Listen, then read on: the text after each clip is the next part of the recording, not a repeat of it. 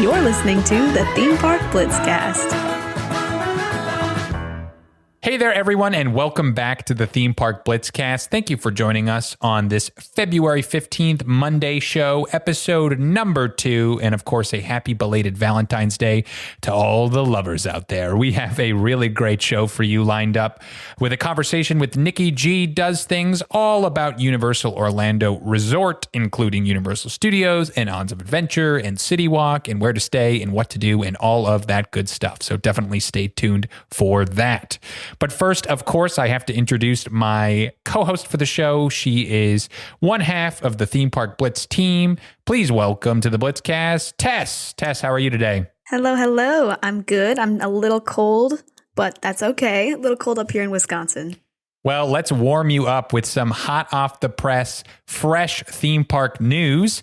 As always, Tess will go ahead and summarize the week's news for us, and then we'll go ahead and give a little discussion before our interview. So, Tess, I heard that there was a fire, speaking of Universal, down in Ons of Adventure on, ironically, the wettest ride in the park, Popeye. It's weird how this is now the second week in a row. Apparently, a piece of equipment, Cinema Blend posted this on February 12th. A piece of equipment had actually caught fire, but this attraction was actually already closed for maintenance, and the fire was quickly extinguished. And early reports from Islands of Adventure said that there was no injuries caused or anything. It was just quickly solved, and there was actually minimal staff around when it happened.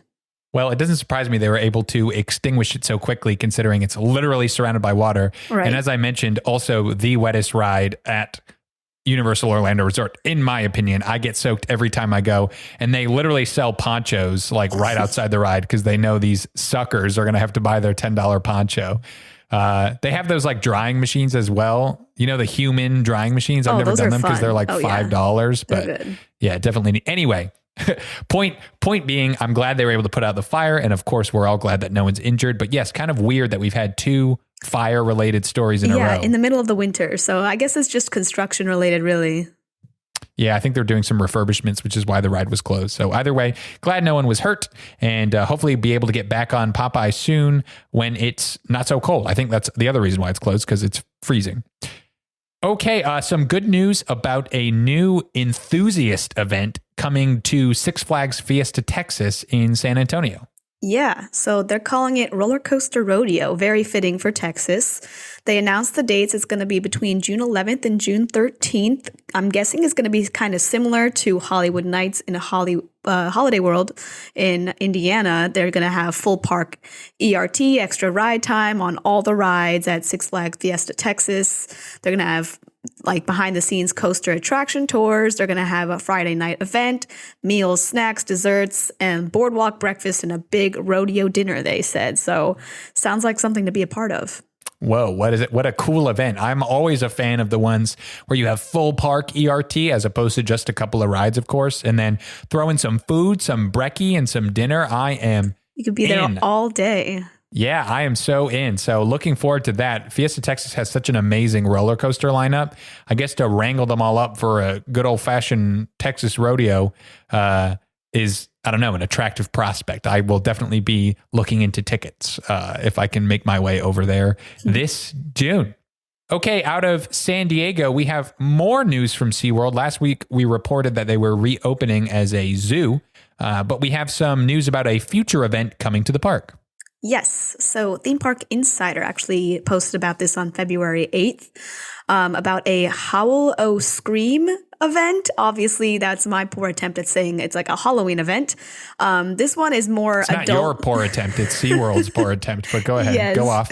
This is an adult-focused event. They do have a spooktacular event, which also remains on the park's calendar this year for September, October.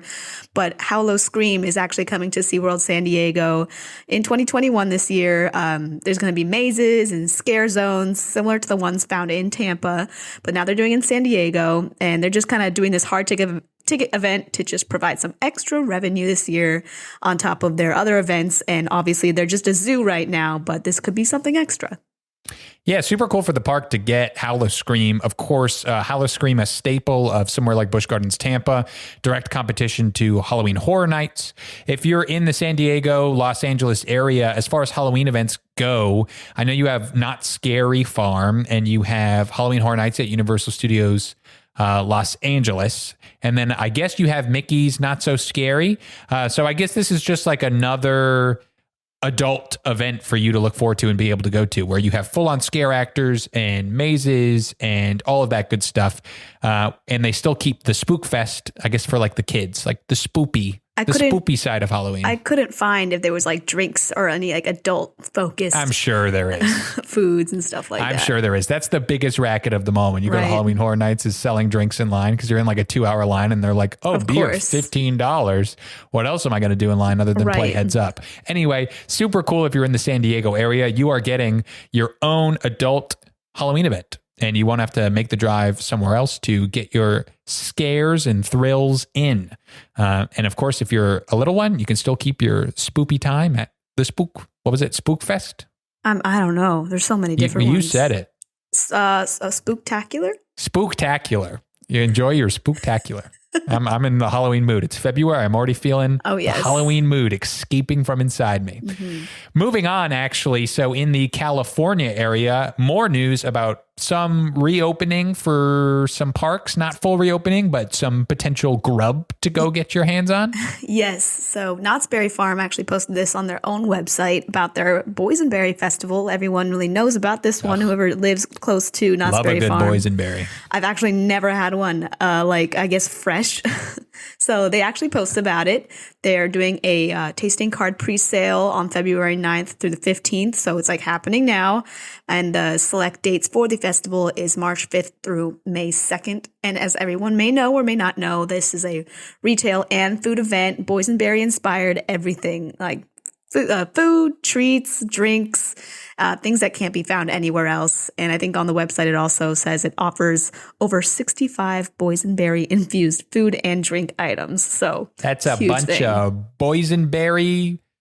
Bon appetit. I couldn't think of anything else. But, Knott's has been doing these food events all season long, really, since they can't open the parks. Of course, none of the rides are open, but who doesn't love good theme park food? And Knott's is really known for their theme park food, in addition to all of their delicious jams and the like. So definitely check that out. And in addition to Knott's, they've been doing food events, but news coming that DCA is also doing a food event for the first time in this season. Yeah, so the Orange County Register website, they posted about this. They said DCA, Disney California Adventure, will launch a food and beverage experience.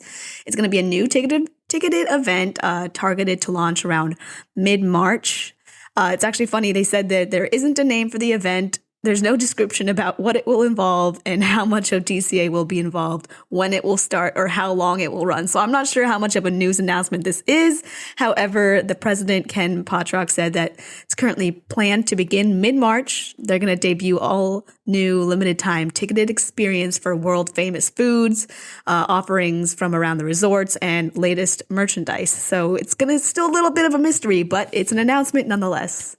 Yeah, and I think Disney's probably had their eyes on all these other parks doing their food events. And, Disney, they see a good idea and they're like, all right, let's do that, but for real this time. So I'm sure they don't, you notice they don't call it a food event. It's a experience. Yes, so a food and beverage experience. It'd be great to see them bring in some cast members, entertainment of sorts, and then, of course, all of that delicious DCA food. DCA has fantastic food from what I hear, and this is a good opportunity to get your hands back on that before the park reopens for real, and you can hit all your DCA favorite rides again. But either way, good to see Disney reopening their doors for some guests in the park. I'm sure people will be very happy to make their way back up to Anaheim, California for some Disney-tastic time. And hopefully they land on a better name than the Spooktacular. Although I do like the Spooktacular. No, Spooktacular, and then there was the Howl O Scream. Right. That was so hopefully they'll land on something better than either of those. Yeah. Just my opinion. But yeah, go off, Disney. Go find a good name. Okay, in Energylandia, they posted something on their YouTube channel? Yes, on February 8th, Energylandia posted a POV of their new double launch coaster named Abyssus. This park is in Poland, so it's quite the trip to make, but you can actually see and experience the ride Polish up close. People. Right, of course. But you can actually experience this coaster up close because they did post a great video on YouTube of their new coaster. Oh, it looks fire. If you haven't seen the Abyssus POV, go to YouTube, type in Abyssus POV, and this is the real one. So there was a virtual one they posted before. This is, they put the camera, mounted it on the front train. It looks insane. Vekoma has come such a long way from SLCs, and now you look at this thing, and this looks like an absolutely top tier ride. Just from looking at it, it's exactly up my alley. Launches and airtime and twisty and turny, and I totally need to go to Poland sometime soon. So, yes.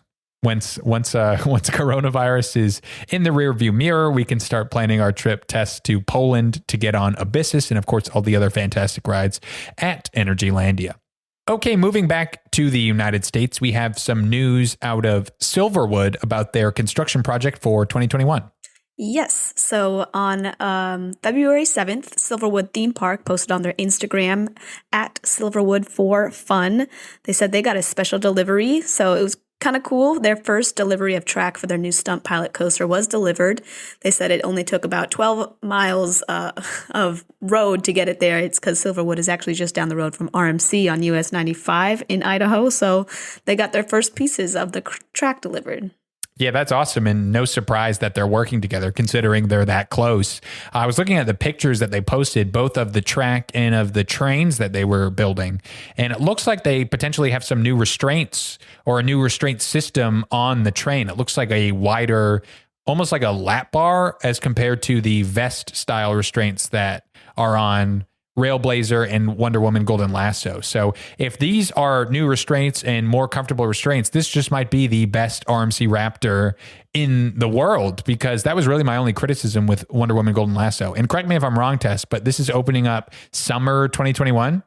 I believe so. So a lot of these coasters that are being refurbished or made are actually planned to come out summer 2021 if everything goes to plan. Right. Right. Of course, there's a lot of question marks surrounding that. But hey, if it does open up summer 2021, that's going to be a must hit, because I do love me a good single rail, a good Raptor. And with new restraints, Silverwood is the perfect place to get a Raptor. Great addition to the park. So Silverwood fans, I'm sure you're really excited. And of course, anyone in the Idaho area, which is not that many people, but anyone in that general area, start planning your trip to get a ride on Stunt Pilot. All right, I think that wraps up the news for this week. Tess, thank you for gathering that and for your lovely discussion on the news. We appreciate you putting that together. You are so welcome.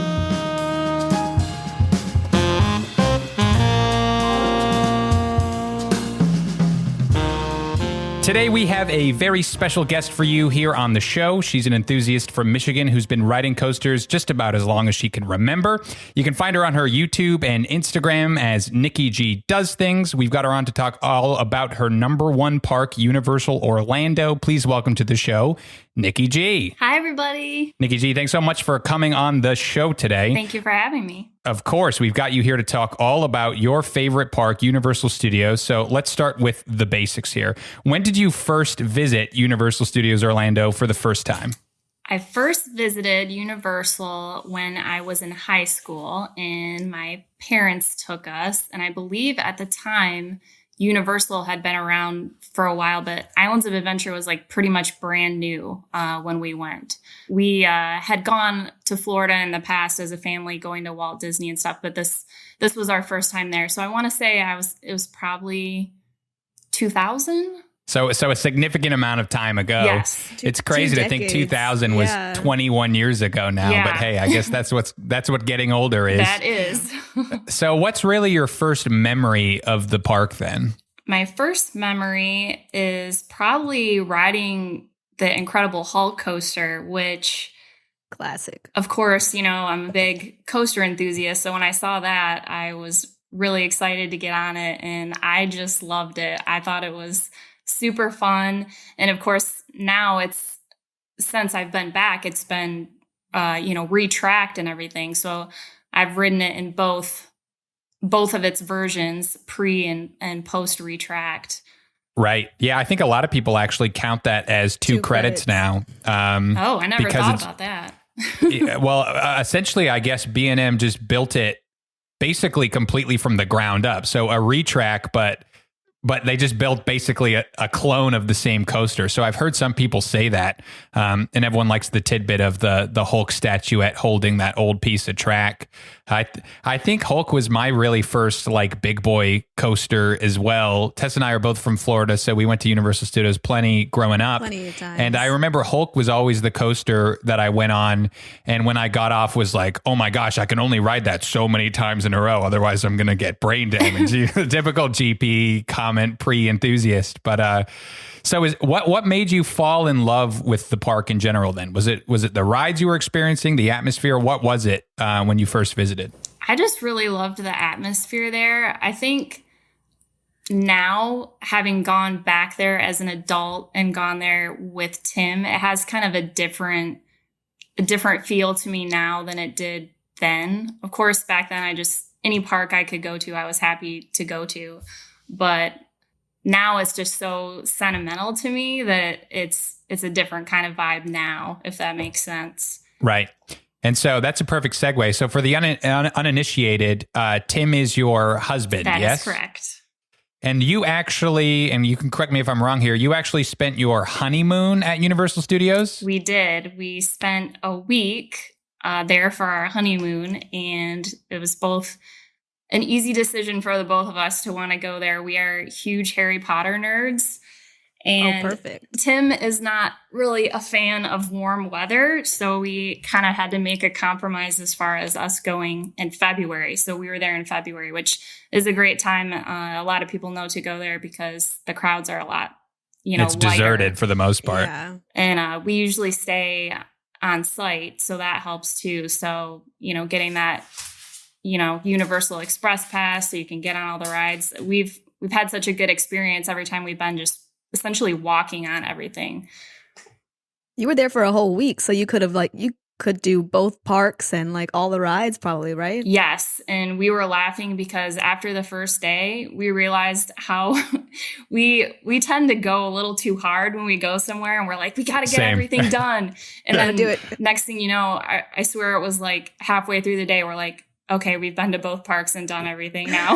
We're like, I've done the exact same thing at Universal Studios multiple times where I go, you're right, you go 100% ham full in, and then all of a sudden you find yourself riding Shrek 4D, and you're like, wait a minute, why am I doing this? And it's because you've done everything else. Well, usually you try to squeeze it all in because you usually just have a Saturday, Sunday, and then you only have 2 days if it was a weekend trip. So we're all so used to just trying to do everything at light speed, just trying to get everything in. Right. And this was actually the longest that I've ever been there. And every day we were like, wait, we have another day? We just couldn't get over the fact that we got to spend so much time there. And it was such a fun experience and such a good memory.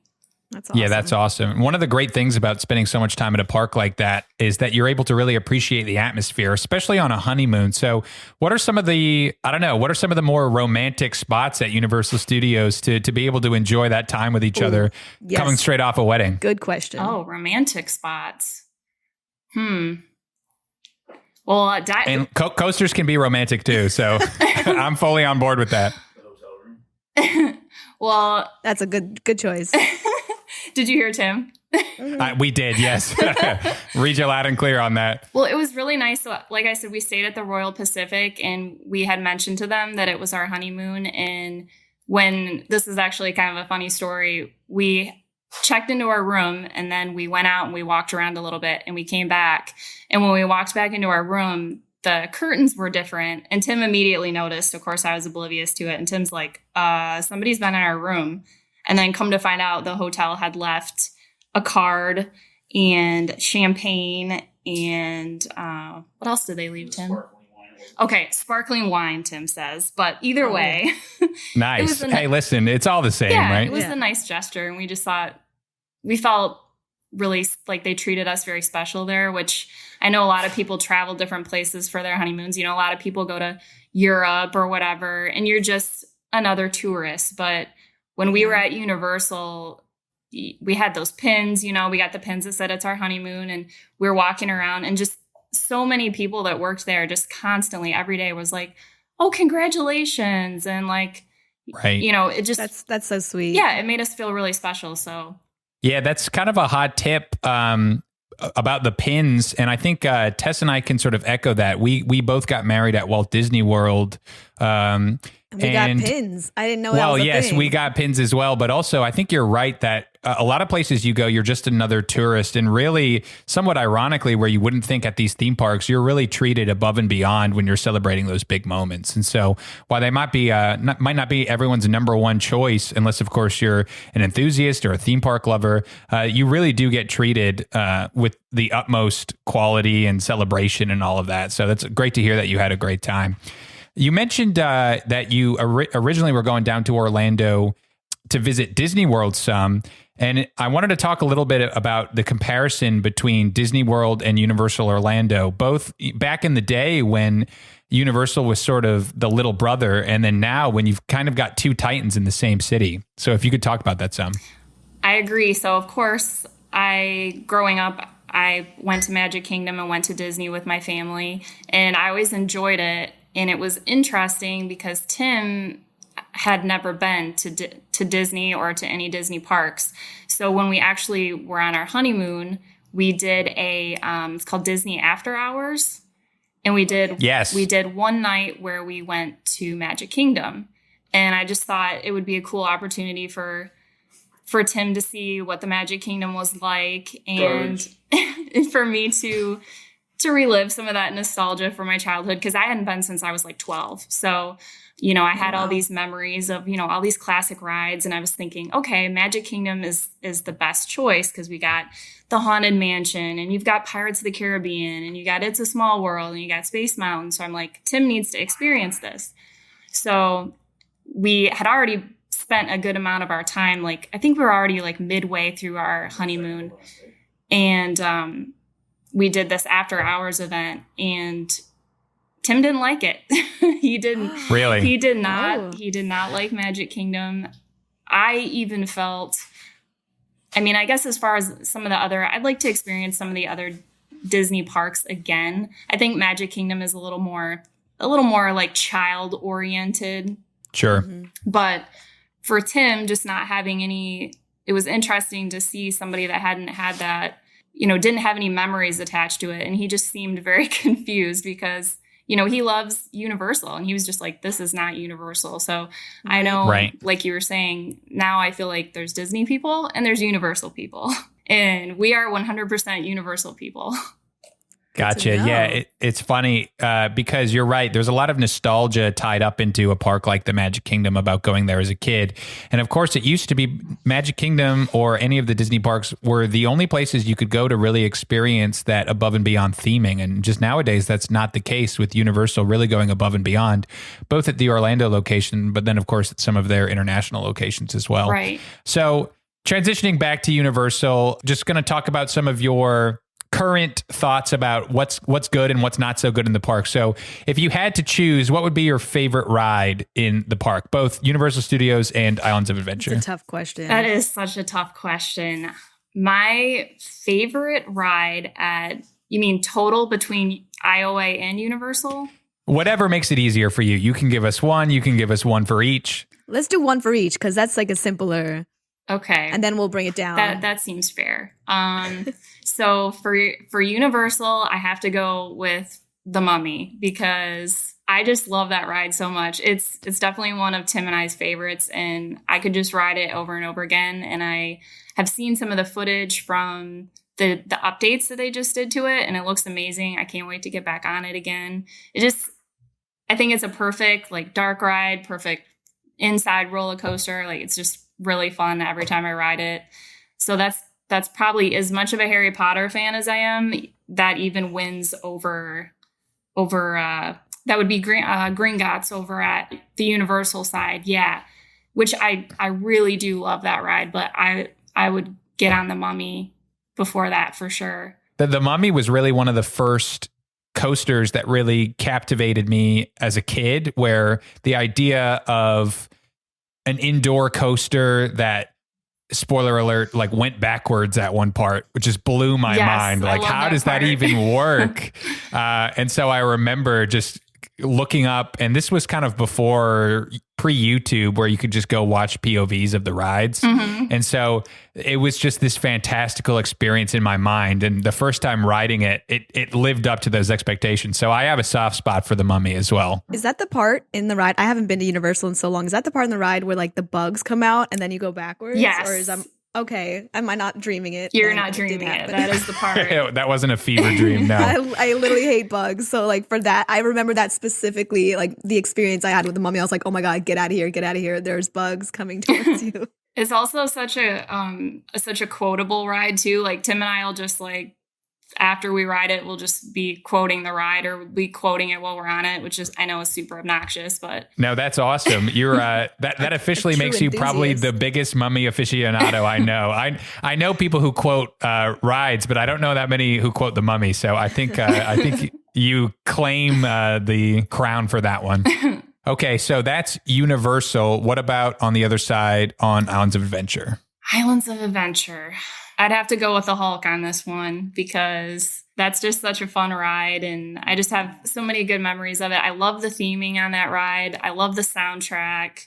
I love the launch out of the tunnel. It's just and such a unique ride as well, with that launch being one of really the only B&Ms that has a launch period. That's not a bad choice at all. I would say if at least for me, if Dragon Challenge or Dueling Dragons were still in the park, I would take that. Yes, and I wish that Tim could have experienced Dragon Challenge. I think he would have really enjoyed that ride. I really liked it. I remember going there when I went with my family and just wanting to ride that the whole time it was even dueling, of course, back then. Yeah, when it was dueling, it was an experience. Even when it wasn't dueling, it's still a good invert. But when it was dueling, it was really like unmatched. It's such a shame. Granted, I'm sure it was probably the most worn out roller coaster in the world with the amount of throughput that went through that park. But I'm sure. What an amazing ride. But not a bad replacement in Hagrid's. We don't have that credit either. But from everything I've heard, it's a pretty good stand-in there. We cannot wait to get on that. We were so bummed out. I don't know if you guys saw that we were actually supposed to go in May of 2020 and our trip got canceled. So oh yeah, I wonder what happened there. Yeah. Mystery. It was right during the during the shutdown. So we were so bummed out because we just were dying to get on Hagrid's. What's the timeline for that? Like when did the coaster get put up? When was the coaster open? And then when did Universal close? I think everything started shutting down in March. And so yeah, I think it was the very end of March, if that sounds right. Yeah. But Hagrid's was already open at that point. Hagrid's was already open. And then Tim and I, our last trip there, which was in February of 19, it was being built then. They were working on it, but it completed after our last trip. So we just missed it. Such a shame. Yeah. That's it. But hey, look, the positive news is that you won't have to wait in any 10-hour lines. Right. I know everyone was reporting when it first opened. So at least there's that. Okay. So those are your two favorites. This one might be a little easier. What are your least favorites? Least favorites. This is very easy. Fast and the Furious, 100%. Okay. That's a given. Yeah. Jimmy Fallon. Sorry, Jimmy Fallon. Not a fan. And also nothing personal, Jimmy Fallon. And also I might get a lot of hate for this in the enthusiast community, but I think Rip Ride Rocket is just trash. I hate that ride. That's okay. No, welcome to the club. Yeah. I think you and I just became fast friends on that one because if you ask me my 3 least favorites, or at least 4, throw in Shrek 4D, and that's my exact list. Yep, I would also add that in there as well. And it's funny, I think Universal learned a lot of lessons from some of those rides because I think they realized that the general public was pushing back against these advent of screen motion simulator rides. Mm-hmm. And I think a big criticism on Universal for a good period of time, post really when they built Spider-Man, was that every ride was kind of the same ride, just with a different skin. So Transformers, Spider-Man, Fast and the Furious, Jimmy Fallon, it's all the same basic ride type. Right. And it just gets more and more esoteric as you go on. Like everyone loves Spider-Man, but who really gets all the in-jokes on Jimmy Fallon? Like I know I don't. I would much rather have Twister there. At least that was like somewhat interesting. Twister was cool. I loved that. Yeah. Twister, or what was the other one that's now gone? Disaster or something like that. Yeah. So yeah, I just think now you can sort of tell nowadays with what Universal has built and continued to build is that they're moving away from those rides. But either way, yeah, I can't disagree with you on choosing Fast and the Furious maybe as the worst of all of them. A funny story about Fast and the Furious. When Tim and I were there, we actually, I can't remember. So this must have been not our last trip, but Tim and I went before our honeymoon in 2018. And I think that's when that ride opened. But anyways, we happened to be there during the soft opening. And this is the only time we've been lucky enough to catch a soft opening, but it's ultimately to the worst ride that we've ever been on. And right. That's like the consolation prize. Right. We were so excited. We're like, oh, maybe it'll open, because it was supposed to open in spring. And we were there in, I believe it was April. And so we just caught the soft opening and we saw that it was going to be open on the app. So we started heading over there and we see this guy coming out and he just like kind of runs in front of us and stops and says, "Don't waste your time." Oh my gosh. And we went, okay. And we just did it anyway, we never have got back on it ever since. Like it just. Well, that guy tried to save you. He tried to save us. We didn't heed his warning, but Tim is a huge fan of the Fast and the Furious franchise. So he was like hopeful. And honestly, I'm not a fan of the movies, but I think that was such a missed opportunity for sure. What could have been an incredible a car racing ride. I mean, they could have done something so cool and they just... Another dueling coaster would have been great. Yeah. Well, not even that. Even just like a dark... the movies are basically extended amusement park rides, at least in my opinion, as is. They're, super high octane, very energetic, lots of action set pieces. And to land on what they did, it's like, what happened? Yeah, I don't know what they were thinking. Budgeting. Yeah. Budgeting. Yeah, but that's probably the correct answer for every time a ride is bad as budgets. But at least there's plenty of other good rides in the park to ride instead. That is true.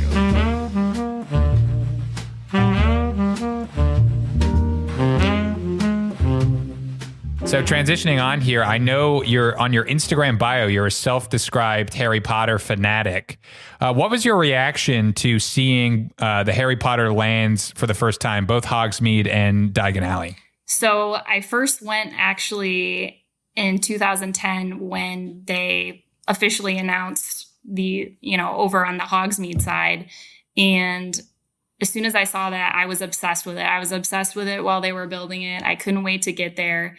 And I was like, I'm going to make it happen. I'm going to go. And I just thought it was so incredible. And then when they added, the Diagon Alley part, and Tim and I were able to experience that together, it just brought it to a whole other level. I just think it's, like, I cry every time I step into Diagon Alley. Like, my eyes just fill with tears because I just think it's just so special. And they really just nailed it. Like, every little... How immersive is it? Do you feel like you're actually, like, in the movies, or does it remind you of the books? How good do you think that they do in, like, replicating that experience? I think they do such a good job. The way the light hits the buildings, I mean, like, the dragon on Gringotts, everything's just so...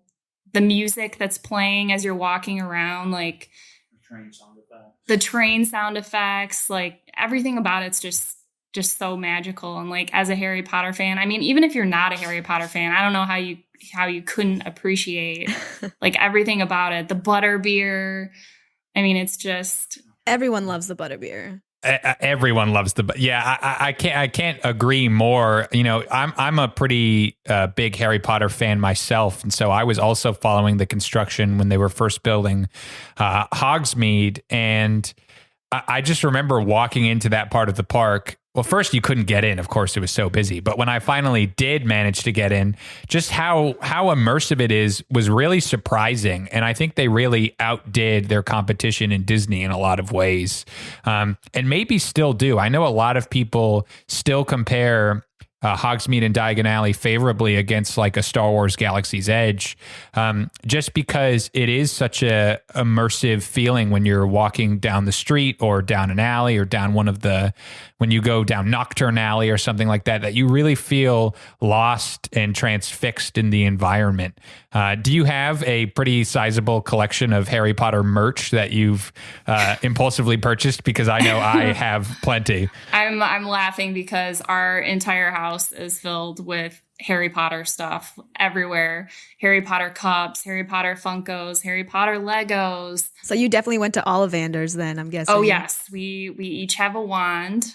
My wand is Sirius Black, and Tim has... Oh, that's a good choice. Snape. Oh, okay. I see. That's a pretty good dynamic there. Yes. Yeah, I can see why you guys get along. Yes.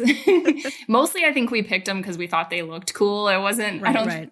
Okay, Tim says no, but I totally picked mine because I liked the look of it. Did you have one of those wands that allows you to play some of the, I guess they're like mini games or just interactive features? We definitely have the interactive ones. They were expensive, but definitely worth getting. And I had to giggle the first time we were there, and I'm trying to like do all the magic tricks, and I'm like standing in line with like a bunch of little kids, and I'm like, okay, you've done your spell, so like move out of the way. Time for me to do some magic. Let's let the real sorcerers through, guys. That's great. I was lucky enough to do the Harry Potter studio tour in Leavesden in the UK, where they filmed some of the movies on the lot.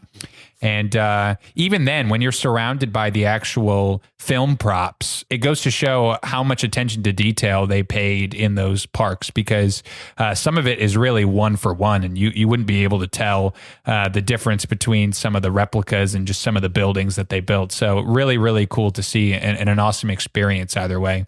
As far as merch goes, I don't even like cream soda or whatever, which I guess is essentially what butterbeer is. But you better believe every time I go, I'm getting one regular butterbeer, one frozen one, maybe the butterbeer ice cream. So they really do get in your head as far as getting immersed and spending some money. Yeah, I feel the same way about that, because I don't think I would drink that just at any other time. But when at Wizarding World, you have to have butterbeer. Sure. And I remember I'm a Ravenclaw, and I have like a whole bunch of Ravenclaw scarves. And I lived in Florida, and it's like, why would I ever buy a Ravenclaw scarf? I never used it once, but man, you got to represent the house. Do you have a house that you were sorted into? Funny you say that, because we are both also Ravenclaws. Very nice, very nice. And Tim actually has the Ravenclaw crest tattooed to his hand. So that's sick. Wow. So we are never, he is never changing houses. He is Ravenclaw for life. Well, I think that's how it is. And I think Tess is the lone Gryffindor, right, Tess? Gryffindor. I've taken the test twice, like over 5 years difference, and I've been Gryffindor both times. And Adam tells me continuously every time I go in a place that I'm not allowed to, he's like, Tess, stop being a Gryffindor. Well, at least you're consistent. See, I'm a Ravenclaw. I don't want to take the test again because I don't want to know that I'm something else, because I just want to be a Ravenclaw now. Oh, you're just like Harry Potter then. You're sitting under the sorting hat going, not Slytherin, not Slytherin. So outside of all of the rides then, just the physical rides, what do you think your favorite experience is in the park? And I mean things like Ollivanders or other types of meet and greets or special events that happen on property. I really enjoy the Jurassic Park section. I love the river adventure ride a lot. I always like riding that. And I think I like it because it's kind of like you were saying, it's got the thrill obviously with the drop, but I love the story to the ride, and also like all the animatronics I think are really cool. So I think it's just kind of a unique experience. So I can't wait to see what Velocicoaster is gonna just really elevate this area. And I think it's really gonna kind of bring that, kind of like the Wizarding World, it's really going to elevate the whole Jurassic Park section and kind of bring that area like to life again, which I think is going to be really amazing. I cannot wait to get on that ride. No, absolutely. Can't agree more. And I think it'll start, once you add Velocicoaster as sort of that e-ticket attraction, it starts to compare really favorably with something like Pandora, Land of Avatar, where you have your river journey ride, except the Jurassic Park river adventure is certainly better than its counterpart over there. And then having Velocicoaster, what an amazing coaster lineup for one park to have. It's almost unfair. I know. It's just like makes other parks look so small in comparison. Obviously, I haven't been on Velocicoaster, but we were talking about it in a previous episode of the show, and it looks incredible. So can't wait to get on that when it opens. Yeah, I definitely think it's going to have potential to be a top coaster for me. I think it just looks like it has everything because I love good theming on a roller coaster. To me, I mean, a coaster is just not about the intensity or whether it's fun. Like I like the complete experience. So I really think the theming on that is going to set that ride apart from anything else, really. No, definitely agree. So you mentioned you've been a couple times, you've stayed for an extended period of time. What do you think the benefits are? You mentioned you stayed at the Royal Pacific. What do you think the benefits are of staying on property? Staying on property is the best way, I think, to go and experience if you're going to be there. I don't think I could go and not stay on property. Even when I went back with my family, we stayed at the Hard Rock back then. And then, like I said, Tim and I have stayed at the Royal Pacific. I think when we go back, we might try the Hard Rock just to kind of mix it up. But I like being close. I like staying at the hotels where you get the express pass because I think having the express pass just makes your trip so much better. I'm spoiled now. I can't go without once it. You go, you can't go back. The same goes for Fast Pass and Fast Lane. It's really tough to sit in some of those lines once you've experienced the express Yeah, side. it really is. I mean, when you can just walk on anything, and if you want to go and you're going to spend the money and you want to have the full experience, like why not have that pass? Why not? Even though, like I said, I still feel every time this panic need to like get on everything in a really quick way, but that way you can really just enjoy your trip and know that you're going to get everything done and that you're not just, like you said, standing in lines. So I really think that's a nice perk. And also being so close, like being able to just wake up, and Tim and I usually walk. So, there's the water taxis that you can take, but we're always in such a big hurry. We're like, okay, we don't have time to wait for this. Let's just go. No, you got to rope drop it. So we're always like beeline for the park. But So would you say it's like part of the Universal experience is to stay on property? Like without it kind of loses the immersiveness? For me, it is because I don't know it any other way. And I just don't think that I could. Like, I think I would just be miserable any other way. I just, it's like you said, it's part of the experience of being there and just being completely immersed. Like a bubble, like never leave that bubble. Just That's right. Always be inside. The bubble is really important. I feel like I know it's sort of a mental state of mind, so to speak. But I remember I didn't always used to stay on property. When I used to go as a kid, my family would go to save money. So we would stay at the Holiday Inn or the Radisson on the outskirts of town. And the area around the park, there's usually like a bit of a buffer zone, as I'm sure you know, where the area around Universal is so pristine and nice. And then you go like, there must be a literal line as far as zones go. And you cross that line and it's all of a sudden it's every like CC's Pizza and McDonald's and like tons of roadside motels, and you lose that immersiveness of where you are, and it's this grand adventure. And the same goes for Disney as well. I'm always a huge stay on property person, so I couldn't agree more. I think staying on property just helps you maintain that sense of wonder that you get when you're exploring around the property. Yeah, I never really thought about it that way, but that is a good point. You do kind of, it's like losing the magic kind of by having to leave that.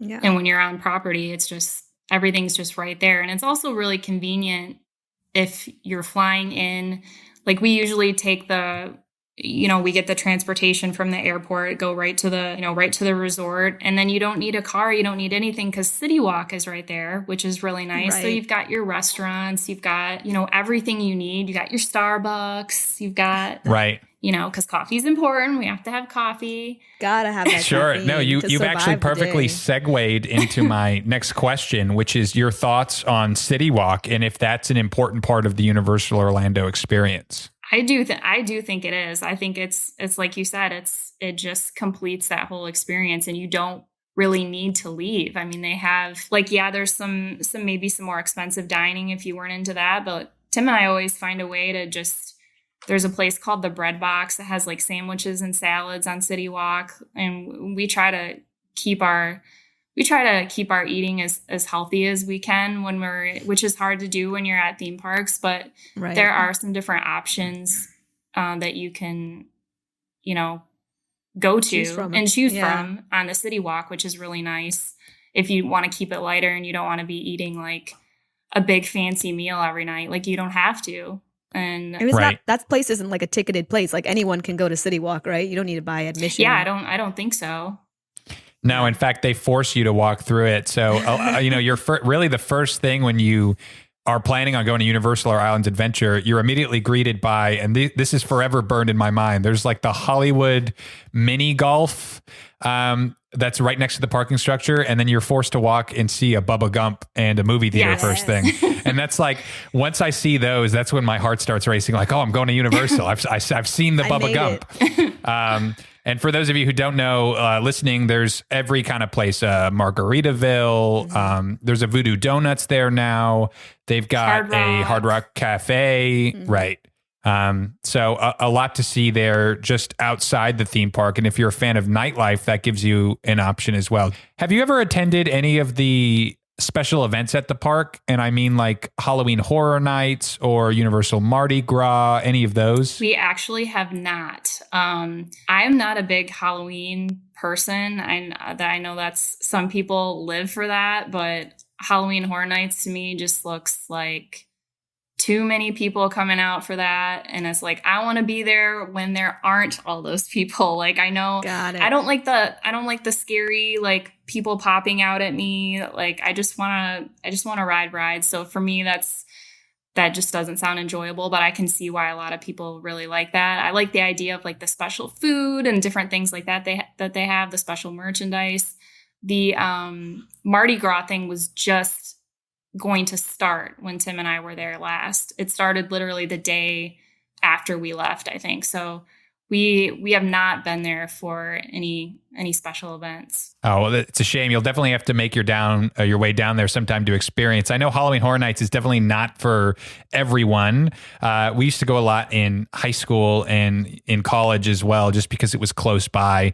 And certainly you get all kinds of people who are there to get scared, but then also people who are there just to ride the rides, because it's kind of an ERT in that almost all the rides are walk-ons, the ones that are open, because everyone's in line for the haunted houses. And so I think my first time on Escape from Gringotts was at Halloween Horror Nights, and it was like a 5-minute wait, which at the time it was right after it opened. So that was a neat way to be able to get on. That's awesome. But you're right. I didn't think about that. Right. Certainly a lot of cool like food and drink options to experience at the park, and also just cool to be there in what can be pitch black environment, and you see some of the detail, how the park really transforms at night. So if you are a Halloween fan, if you're listening to this, if you're a Halloween fan and you enjoy being scared, certainly recommend Halloween Horror Nights. Definitely one of my favorite Halloween events. What about you, Tess? I'm kind of on the line as like same as Niki. Like, I hate getting scared, and I get scared very easily. And when it comes to fight or flight, I am flight. I run, I scream, I'll fall down. But I have been to Halloween Horror Nights so many times in my past, and it's just become sort of like a novel experience. It's just like, yeah, you're going to get scared, but you know you're going to be safe, and you know they have beer and cocktails, so it's just like, it'll get me through the night, and it's just one night, so you could survive it. Some people marathon it and do multiple nights, but I agree with you that it's very crowded, and there's a lot of people,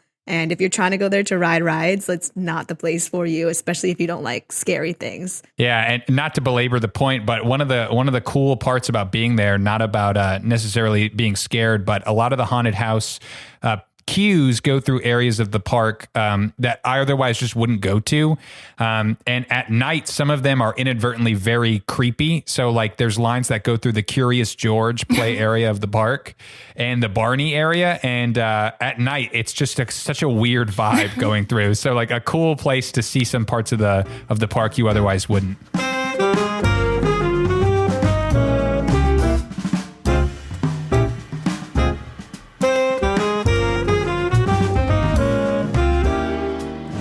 As far as the future of the park goes, What do you think, as an avid fan, what do you think Universal Studios can add to continue to grow? Obviously, we talked about Velocicoaster. What else do you think is maybe missing or just they're a little deficient on that could help the park become your perfect dream version of the park? Well, I already think they're doing so much well. When we heard the announcement of the Epic universe, I was feeling like that's just really gonna elevate it to a whole other level. The all the Super Nintendo stuff, I hope that continues to move forward. I think it's kind of on an indefinite hold right now as far as the construction and everything that they've been doing with that land, but I just think that all sounds really amazing. Tim and I would like to see like the Fantastic Beasts side of, like, if they can get that over there and just add to that universe. I just think that would be really cool. And also, it's just like with the Velocicoaster thing, I just think it'll continue to not only just with the Wizarding World, but elevate their other lands that they already have. Now, couldn't agree more. And it's funny you mentioned Epic Universe, because that was certainly one of the things on my list to talk about. So you're right. It is on an indefinite hold. And certainly money goes a long way into that. I just have it in front of me of the different rumored locations that were meant to be a part of Epic Universe. You were right. You had Super Nintendo World, much like its Universal Studios Japan counterpart. You had a Fantastic Beasts or Harry Potter sort of combination area. There was a rumored How to Train Your Dragons area, a Minions area, and then a Universal Monsterverse area, which played into the Mummy, Dracula, Frankenstein universe they were setting up. So one of the interesting things there, some of those franchises maybe didn't do as well as they had planned, or by the time they do resume construction on the park, might be a little out of date. So what do you think the future of Epic Universe is, as far as if you think we'll see it anytime soon, or what might be in it? I don't see it happening anytime soon, but I hope that it will happen. And I think it would be great. I was like really, really excited about it. The How to Train Your Dragon, I think they should take that idea out of there. No. Sorry. But you know what they should replace it with? They should replace it with a Trolls attraction.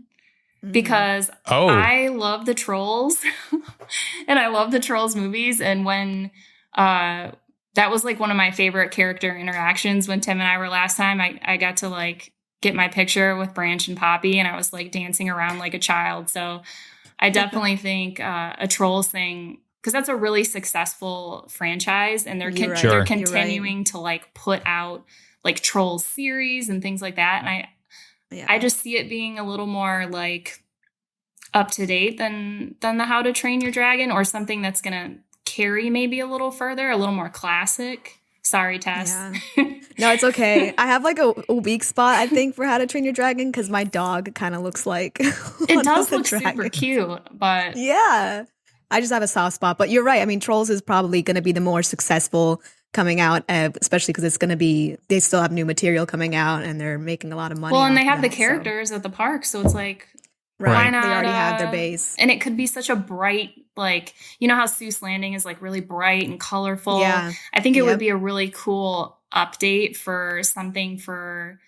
Be like scenic and photogenic. And it would look really cool and bright. And I was going to say something for kids, but also something for myself because I enjoy it. You know, just kids and adults alike. But I just think that would be a nice, especially I know that, you know, they're doing the Velocicoaster. They're doing some more attractions that are going to appeal to maybe like an older audience. But it's also nice to have stuff that families can enjoy too. So I think more things like that, maybe they could use a few more things like that. Because like you said, the Curious George and the Barney thing, it's so old. It's so outdated. Agreed. I mean, agreed. I think their family areas, Seuss Landing is great, but you're right. The Curious George Barney areas certainly could do with some updating. And so maybe having an area more family oriented would be great. I think it's a pretty safe bet. We're going to see DreamWorks in some capacity, whether it's far, far away, like they have at Universal Studios Singapore, or How to Train Your Dragon, or Trolls, or one of the many other DreamWorks properties, I'm sure we're going to see something that opens up over there. So either way, a lot to look forward to and continue to pay attention to as construction doesn't continue or maybe does continue someday down the line. You mentioned shows in the park. Are there any shows at Universal Studios that you try to go see when you're there, or is it more of a rides focus for you? Usually it's more of a ride focus for me, but we did do the wand, the Ollivanders. I so badly wanted to be picked for that. When they, I was like, please pick me. But I've always assumed they pick, you know, a kid. Yeah. But I'm the same way. Like if I went, I would so want to be picked that I would regrettably be very angry when a child gets chosen. I'd be like, that was supposed to be me. Yeah, they totally picked a kid the last time. And it was so like cool watching. This kid was so excited too. And when they picked him and he held the wand and the light shined on him and his hair blew, you could see, Tim and I were watching him, you could actually see him swallow. You could see his throat just be like, he was just like, oh my gosh, you know? And Tim and I were both like, oh, lucky. There's still a level of like actual belief in magic for the kids, whereas like we just want to do it just to say we've done it. Tess, I don't know what you're talking about. Magic is real. No, okay. I'm so sorry. It's so real. Well, that is an amazing summation of your time at Universal. So I think I sort of proactively claimed that Universal Studios was your number one. Is that indeed the case? Is that your favorite park? It is 100% my favorite park. I mean, everyone that knows me knows that. I mean, Cedar Point's special to me because I grew up going there. It's got a great collection of coasters, but like Universal just has my heart. It just has this like sentimental feeling when I go there that just even talking about it right now, like Tim and I have been talking about it almost every day for the last, I don't even know. We're just dying to go back. And I know we could go back. People are always like, well, why don't you just go? It's open. And we're like, well, we want to wait because when we go, we want to have like the best experience possible. We want to go all out. We want to have the time. We want to stay on site, and that requires planning. And we're not going to go until Velocicoaster is done because I want Hagrid's and Velocicoaster. So there we go. It's not happening until those are both done, and we are definitely ready to go back. So it is a very special park to me, and I think it's special too because I can't just go there like anytime I want. You know, it's a little more out of my reach than Cedar Point. So I think if I lived there, maybe it might not be as special, but I think something about having to wait and having to plan and the memories that Tim and I have had there, it just makes it more special. Well, we certainly hope that Velocicoaster opens up real soon when they announce that date so you can start planning, get on down there and experience those rides for the first time. I think I speak for all of us when we say we hope you have an amazing trip whenever you do go. And of course, you'll have to come on again and tell us all about your time on the Velocicoaster on Hagrid's. Yes, thank you so much. And re-experiencing the magic. Well, Niki, it was a pleasure having you on the show. Thank you so much for coming on and talking all about Universal. Is there anything you want to plug while you're here? Your Instagram handle, your YouTube channel, this is your time. Well, thanks for having me. If anybody wants to check out my YouTube channel, it's on Niki G Does Things, and my Instagram is also Niki G Does Things. Perfect. Go ahead and give her a watch, give her a follow, make sure to subscribe. And of course, thank you for being on the show. Niki, thanks so much for coming on. Thanks so much, guys. It was great talking with you.